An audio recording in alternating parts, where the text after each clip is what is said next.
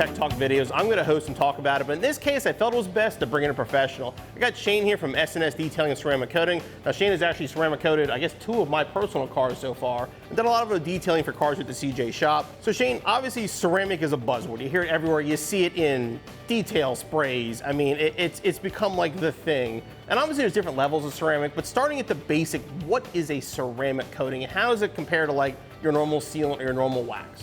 Okay, a ceramic coating is something that's going to last much longer than a spray sealant. If you break it down, it's actually a pulverized glass mixed with resin. And we do everything we can, from washing your car, clay barring it, doing a chemical decon on the car to get the surface stripped down to its purest form. So basically, if you're going to ceramic coat, the prep is extremely important. The prep is the most important part of a ceramic coating. Because once that coating's on, whatever's underneath it, I guess, is not going to change. Right. The only way basically to get anything out that would be under it that wasn't taken out was you would have to polish it to remove the coating itself and then start over it from scratch. Now, what are the differences? Like, I know obviously there's professional level ceramics. I can walk in AutoZone and see do-it-yourself ceramics. And I also see detail spray that says ceramic. What are the differences? Obviously, those sprays aren't going to have those resins in them. Right. The one thing I try to tell people with ceramic coatings is a true ceramic coating can't live in a plastic bottle. It'll just gas out, it'll break down. Okay. So a true ceramic coating can't be in a... So it's going to be in glass. It's in a glass or a metal bottle. Okay. A lot of the things you see in stores that say ceramic spray, it's basically just an SiO2 sealant. It's something that might be good to put on top of a ceramic coating to help keep the coating hydrated, to keep it working its best, like to a keep the ceramic hydrophobics booster up. almost. Yes. But it's not, okay, but those things don't have any actual ceramic in them. They're just playing off that term because everybody's talking about it. Yes, it's the buzzword. So you see it on Instagram, you see it on Facebook, where they're like, oh, this is ceramic, this is, graphene. And it's truly just an SiO2 sealant. And graphene, to that point, hasn't even been proven to add any value to a ceramic coating at this stage of the game. Okay, so somebody has their Mustang, they have it, say it's a new car, freshly painted, whatever, and they want to get ceramic coating on it. What are going to be the differences between like that do-it-yourself kit versus a professional coating, and what are the pitfalls of trying to do this yourself if you don't know what you're doing? The main difference is the amount of solids. Most of your professional brands have higher solids in them, which are harder to work with, and you could have your weekend warrior stumble with them and make more mistakes that are going to need professionally fixed. Now, I've heard that some of like the higher end ceramic coatings, for example, they're not even available to the public. Is that true? Right. Like the companies that we use are Modesta and G-Technic are the ones I use. They only, like Modesta only sells to people who've been to their shops for their training and are certified shops. They've seen their shops all that. Now, G-Technic, on the other hand, they have a consumer line. So they have ones that are geared for the weekend warriors, and only people that should be doing ceramic coatings at all on their own are your true enthusiasts who are like doing their homework. They have a great garage, good ventilation, they have all the things they need to get the paint right before they do it. Gotcha, because like you said, if the paint's not right, you don't want to do this. So you have to know how to prep the surface. So basically you'd have to know how to like buff and polish and make your car look 100% before you even consider doing this. Absolutely. Now again, what are going to be the differences then though between, like I said, that consumer level product versus like a professional product that you would install? Some of the consumer levels are really great products. So I mean, a bunch of shops used to just bash, oh, you don't want to do it yourself, you want to bring it to me and pay me. Yeah. Well, now everything has stepped their game up to a point where some of your consumer grades are really good coatings, and the only thing I say difference-wise is maybe the longevity of the product. That's what I was thinking, Is some of them are just, they're a little bit watered down per se. Just to make it more... That makes it easier to work with. Easier to work with, yes. So, I mean, that's truly the only difference. If you have a guy who says, I got my show car, I want to put a coating on it, and he's willing to do it every year or every other year, there's nothing wrong with the... So in a good consumer one, you might get a couple years out of it, but you're talking 5, 10 years on some of your we have some that are 10. There's other companies that claim lifetime coatings. And basically, the way they claim this longevity is by requiring you to come back for maintenance annually. Okay. So, and some companies will tell you they want you to come back twice a year, 4 times a year for maintenance, which is basically they're going to detail your car and just make sure the hydrophobic properties are still there, the coating's still doing what it's supposed to. And if it isn't, then they'll suggest topping it with some kind of ceramic topper. Okay, so in talking about that, like you're saying, making sure it does what it's supposed to, what's it gonna do? I mean, I've had my car ceramic, I'm obviously familiar with it, but for people who don't know about it, what is the benefit of this? It's gonna protect your paint, but what exactly is it gonna do for you? From my standpoint, what I always try to tell people is the thing that they're gonna notice. The ease of cleaning on a ceramic coated car is amazing. I mean, your car's dirty, it's sitting outside, it rains fairly hard, you're gonna come out the next morning and be like, oh my God, it looks like I cleaned my car, because just water rinsing it is gonna remove a lot of the dirt. Now, granted, your bugs that are splattered on your front bumper, you still gotta clean. You're still gonna have to get a damp cloth, wipe them. But I mean, I'm a Jeep Wrangler guy, so the front of Jeep Wranglers is just horrible. We always joke that they're flat, like, it's a bug graveyard. Yeah. So, but you can take a damp cloth and just spritz a little bit of detail spray on it, and it'll wipe right off. So do you still have to wash your car if you have it ceramic? Is it good to wash your car? Is it bad to wash your car? I always try to tell people, like, part of it is educating people on better ways to take care of their car. I always try to tell people, bucket wash your car, foam can in your car. Just use good wash techniques, use good towels. I mean, don't run it through the automatic car wash on your 30-day pass where it just beats it. Yeah. Because those people are the ones who will come back 2 months down the road and say, my car's swirled. Like, I paid to get it ceramic coated. There shouldn't be swirls. It's been hand dried 30 times by somebody in a car wash.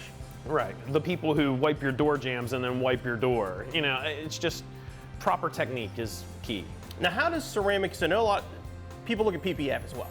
I know you guys do that down there now, I believe you're in that industry. So what would be, obviously I know what the difference is, but explain what the difference is between the two protectants and which one, which one's right for who, basically. Okay, like ceramic coating, we'll bring the car and we'll do all the prep, we'll do all the correction, and we'll coat the car. It's gonna look great, it's gonna add a ton of gloss, it's gonna add a lot of self-cleaning. PPF, on the other hand, it steps in where ceramic can't. So PPF, let's say on the front of a car, it's gonna stop stone chips. It's gonna stop bird crap from etching in. Okay. Yeah. And another big step that PPF has taken is they now have ceramic infused PPF. Okay. So it has a ceramic layer built into it, so it has the hydrophobics now, where in years past, PPF didn't bead water. You would have to put something on top of it to get that out of it. So if you're talking about paint protection films now, do you need to do the whole car? Or is that like you're talking with the Jeep, do you do the mirrors, the front bumper, the rockers, the spots that will take more damage when you're driving? Yes, a lot of people, they don't want the cost of doing a whole car in PPF because it's like a wrap. It is much more expensive just because of the cost of the paint protection film. So a lot of people will do a front bumper, their mirrors, their pillars maybe, and some people will do a partial hood where it comes like a foot and a half back the hood, which we don't try to do those. Just because you see such a harsh line. You can still see the line, no matter how good it is, it's still there. So we always try to do like the full hood, the full fenders, a full bumper, just so it's not as obvious. Okay, so you can mix the two. Yeah, you can do PPF on like the damage points and ceramic the rest of the car, and have a car that maintenance-wise, exterior-wise, should be pretty simple to keep nice. Oh yeah. And a lot of the new PPFs and newer films are just self-healing. Okay. So let's say it does get something on it, a mar or some kind. If it sits out in the sun long enough on a nice hot day, it'll smooth itself over almost. It'll lay itself back flat. Okay. Well, let's get back to ceramics for today. We've got this terrible hood here that actually was the original hood from Smoke Show. It's been in storage for 3 or 4 years now. You brought some materials along. You do a little demonstration for us? Yeah. We can definitely do that. So instead of doing the whole hood, 'cause we're not going to waste material on this junk hood of ours, but Shane's going to do the small section here. So basically, so your customer brings in his car, it looks like this and says, hey, I want to have it ceramic coated. What's going to be the process here? First, we're going to wash it, get rid of all this stuff, guts, whatever. And we'll do a clay bar over that area. And when we do a whole car, we clay the whole car. We do a chemical decon with like an iron and fallout remover. We'll do any polishing to bring out the gloss and depth of the paint. Okay, so you're gonna basically strip off whatever's on it and make Absolutely. the paint look as good as possible ahead of time. Yes. How are we gonna do that with this little With section this, here? I brought along a couple products. We'll do a waterless wash just to get the dirt off it. Then we'll do iron and fallout remover, which is gonna smell great, you'll love it. And then we'll just clay that area with a little clay lube and a clay mitt. We always use the mitts instead of the clay bars. It's just easier to deal with and you get more out of them. Okay. And then we'll do a little polish on that area. We brought a cordless polisher and some good compounds. Okay, let's get started. Okay, first things first, we're gonna remove the dirt from the finish. We're gonna do that today with a waterless wash. If the car came into our shop, we would obviously bucket wash it, we would foam cannon it, we would go through the entire process. But due to space and time, and the hood being a scrap hood, we're just gonna clean it up for video sake.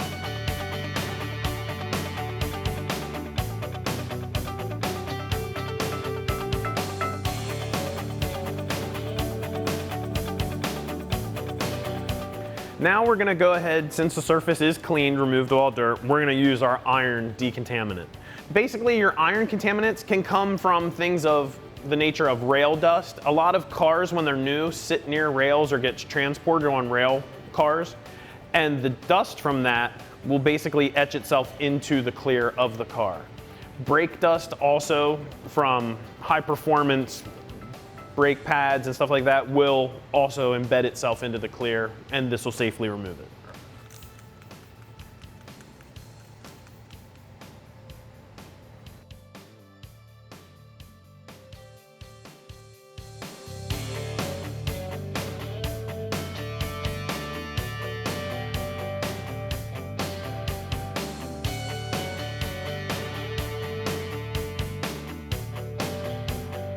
Now we're gonna move into actually clay barring it. So I prefer clay mitts. Comes down to personal preference. Being a shop owner, I can get much more use out of a mitt, and we're gonna use a clay lube, because when you're clay barring something, you have to keep it lubricated. You don't want the bar or mitt to actually stick to the surface.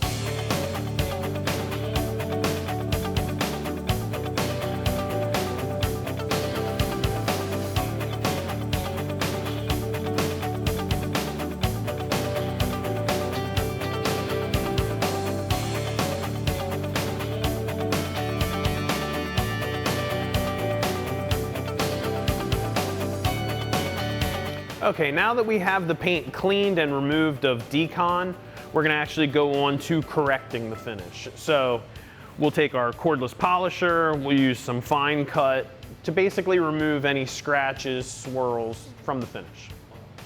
Okay, one thing that we get asked a lot is, does the compound go on your pad or does it go on the metal? We always apply it to the pad, then we'll turn the polisher over and we'll dab the areas that we're going to polish. That way the area doesn't have, when you use it on just the pad, the polish till you get to the end can be less, it can be more used up, where we want to have fresh polish at each spot we're going to do.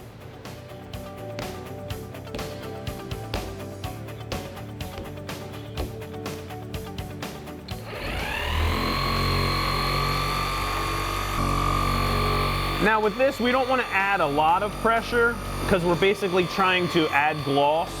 If this was something that was a lot of scratches, there would be a lot more pressure.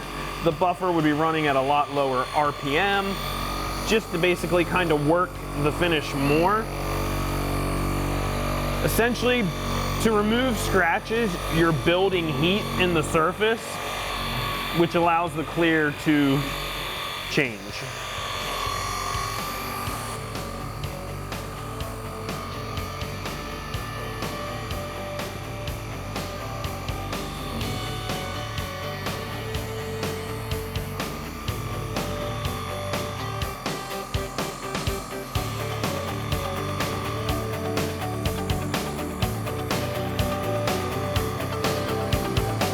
We're just gonna remove the polish that we buffed in, and you'll notice a lot deeper shine.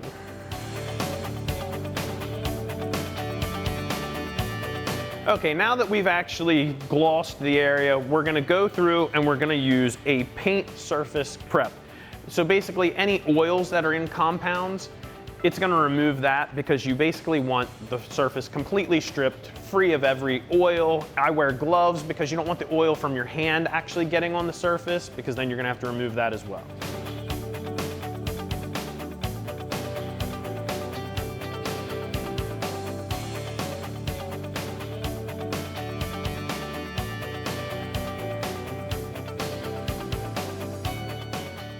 Okay, now that we've got the surface prepped, it's been polished, we're gonna go ahead and apply the ceramic coating to it. All right, now we're gonna apply the ceramic. We're doing it in a small spot. We're doing uniform straight lines. Some people will say about doing cross hatching. We'll go ahead and actually do that just so you can see what cross hatching is.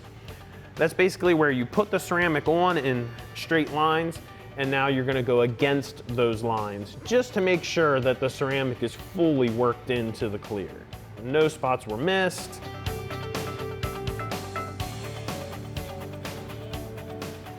There you go. All right, now we're gonna go ahead and remove this ceramic. As you can see, I did a somewhat small section, and I always try to tell people, do a workable section for yourself. A lot of people at home will make the mistake of saying, okay, I'm gonna do my hood now, and they wanna lay ceramic on their entire hood. Essentially, it has a working time where you're gonna wanna get that product off, and it's gonna cure / flash before you have the opportunity to do so. So I always suggest working in like a 2x2 section. So basically, before you do it, know your surface and say, this is gonna need 6 drops on my applicator, and I'm gonna work 1/4 of the hood or 1/6 of the hood. And just do section by section, always flipping your towel to a clean section that you haven't used, and basically replacing your towels as you go. Okay, now that we've applied and removed the coating, we can go into more of the talk about how it's actually done.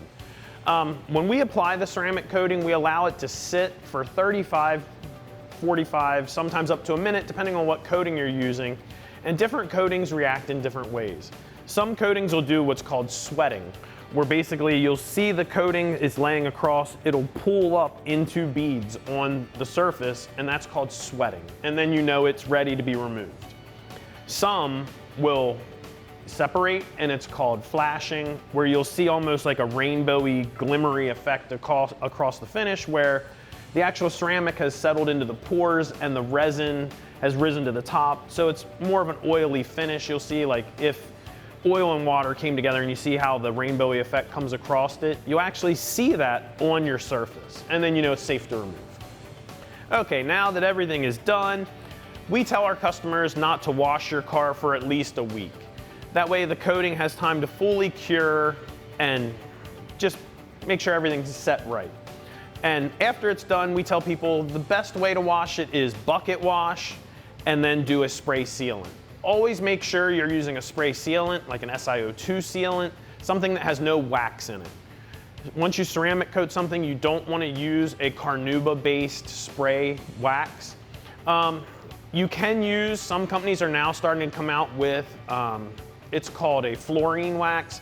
It's actually an old school wax, but it's not carnauba-based, so it's actually safe for coatings. But Bead Maker through P&S, it's really cost effective and it works great on coated cars.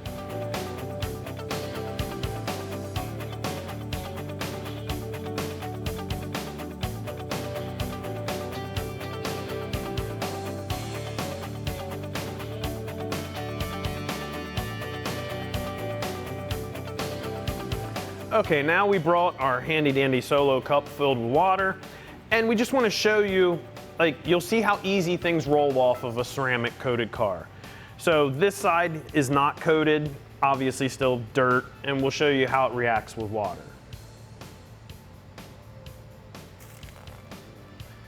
You see how the water runs off it, but it basically settles into the finish. It doesn't just bead up and run off. That's what you want. You want that dirt and stuff that lays on your car when it rains to just run right off. Here we go on the ceramic coated side. Just do a little here. Hopefully you can see around my arm.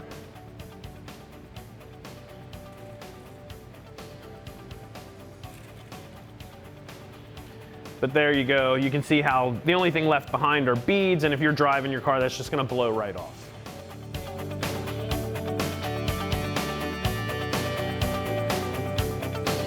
Now, Shane, looks amazing for a hood that's been outside and in storage, basically. I mean, the feel of this, it's like glass. But so what are the different costs associated with ceramic coating? Okay, ceramic starts at a lot of different points for people. You can go on Amazon or any detail garage website. You can buy bottles of ceramic, a 1-ounce bottle, for as little as $30. Where on the professional side of things, we can spend as much as $700 for that same size bottle to get one car out of. Okay, so a customer comes to you and brings you a Mustang, like the one we have behind us here, and says, you know what, hey, I want the treatment. You know, what is a ballpark, just an average cost, just so people know what this stuff costs, and what are they getting for that? Because obviously we talked about prep and everything else being a huge part of this. Typically, we'll tell people for a full exterior, including detailing it, doing all the prep, the correction, polishing, enhancement, applying the coating to all the painted surfaces, and we also do the face of the wheels, headlights, taillights, and trim. For a 5-year ballpark coating, you're around $1,200. Okay. And as you can see, you were telling me before we actually were on film, that that's a day and a half, you said, minimum for a job like that. That's if the car's in decent shape. Okay. If it's something that is a black vehicle, fully trashed, it might take us up to 2.5, 3 days. So you definitely want to drop by and get someone to look at it, you know, wherever you go, and just have them look at the vehicle and give you a better approximate price. And you were saying, like, some of the towels and stuff you use are junk afterwards. Anything you use to apply and or remove ceramic is trash. So that applicator, all those green towels, you can't wash them, clean towels, them. Gone. Not even for tires, just No, get rid like, of them. I always tell people, you might well keep them if you spill something on the floor in your shop and you use it to clean it up, but that's it. Besides that, maybe for oil drip or something like that. Cleaning up, But like, never should touch the surface of a car. no, again. never a finished, clear-coated, polished part of a car. So Shane, thanks for coming out today. I mean, I definitely learned a lot about it. Hope you guys did as well. I mean, ceramics are a great thing. If done properly, it's a great way to protect your car. If you guys have any questions about what Shane did today as far as products used and stuff, check out their website at SNS Detailing and Ceramic. You can find it in the description below.